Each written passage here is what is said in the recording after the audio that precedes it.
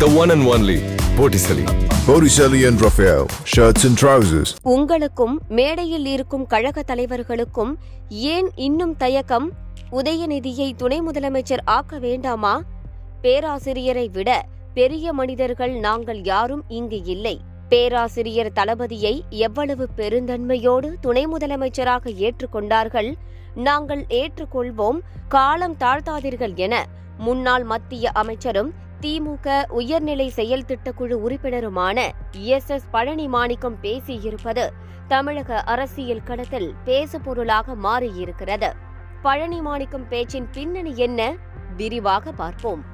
திமுகவின் முப்பெரும் விழா பொதுக்கூட்டம் சென்னை நந்தனம் YMCA மைதானத்தில் இன்று மாலை தொடங்கி நடைபெற்று வருகிறது. 1949 அண்ணாவால் தொடங்கப்பட்ட திமுக 75 ஆண்டுகளை நிறைவு செய்து இன்று தனது பவள விழாவை கொண்டாடுகிறது. இன்று மாலை தொடங்கிய விழாவுக்கு கட்சியின் பொதுச் செயலாளர் துரைமுருகன் தலைமை வகிக்க பல்வேறு விருதுகளை ஏற்கனவே அறிவிக்கப்பட்ட விருதாளர்களுக்கு முதல்வரும் திமுக தலைவருமான MK ஸ்டாலின் வழங்கினார். அந்த வகையில் MK ஸ்டாலின் விருது முன்னாள் மத்திய அமைச்சர் SS பழனி மாணிக்கத்துக்கு வழங்கப்பட்டது. அதற்கான ஏற்புரையில்தான் உதயநிதியை துணை முதல்வராக்க ஏன் இந்த காலதாமதம் என கேள்வி எழுப்பியிருக்கிறார் அவர். பழனி மாணிக்கத்தின் பேச்சை கல்வி அமைச்சரும் விளையாட்டுத்துறை அமைச்சர் உதயநிதியின் நெருங்கிய நண்பருமான அன்பில் மகேஷ் கைத்தட்டி சிரித்து வரவேற்றதும் வீடியோக்களில் பதிவாகியிருக்கிறது. பழனி மாணிக்கத்தின் இந்த பேச்சுக்கான பின்னணி என்ன? கட்சி வட்டாரத்தில் விசாரித்தோம். மேடையில் பேசியதைப் போலவே பழனி மாணிக்கத்துக்கு 1984 முதல் 2019 வரை 9 முறை தேர்தலில் போட்டியிட வாய்ப்பளிக்கப்பட்டு 6 முறை MP-யாக வெற்றி பெற்றவர்.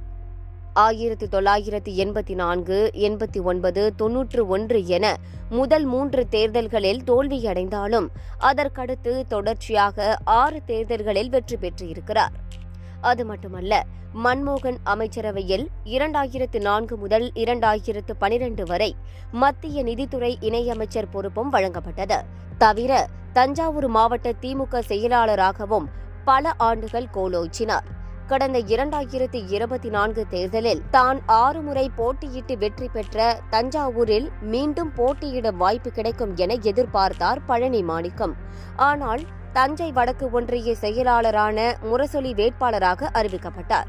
அவருக்கு அமைச்சர் அன்பில் மகேஷ், மேயர் சன் ராமநாதன், மத்திய மாவட்ட செயலாளர் துரை சந்திரசேகரன் ஆகியோரின் ஆதரவு இருந்தது. எல்லாவற்றுக்கும் மேலாக அமைச்சர் உதயநிதி ஸ்டாலினின் ஆட்சியில்தான் முரசொலிக்கு சீட் கிடைத்தது. அவர் தேர்தலில் வென்று MP-யும் ஆகிவிட்டார். பழனி மாணிக்கத்தின் அத்தியாயம் அவ்வளவுதான் என அரசியல் விமர்சகர்களும் கருத்து தெரிவித்தனர். அதனாலேயே சில காலம் அமைதியாக இருந்தார் பழனி மாணிக்கம். அந்த நேரத்தில்தான் திமுகவின் முப்பெரும் விழாவில் தளபதியின் பெயரில் அவருக்கு விருது அறிவிக்கப்பட்டது. இந்த விருது இந்த ஆண்டில்தான் உருவாக்கப்பட்டிருக்கிறது. விருது அறிவிக்கப்பட்ட போதே மகிழ்ச்சியடைந்தார் பழனி மாணிக்கம். அதோடு இந்த விருது மேடையையும் தனக்கான வாய்ப்பாக கருதி புகழ்ந்து தள்ளியிருக்கிறார். உதயநிதியின் ஆதரவாளனாக தன்னை காட்டிக் கொண்டிருக்கிறார். தலைமையிடம் தன் இருப்பை தக்க வைத்திருக்கிறார் என்கிறார்கள்.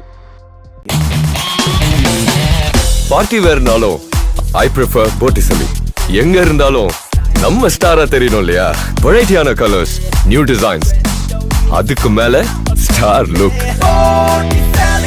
The one and only Botticelli. Botticelli and Raphael, shirts and trousers.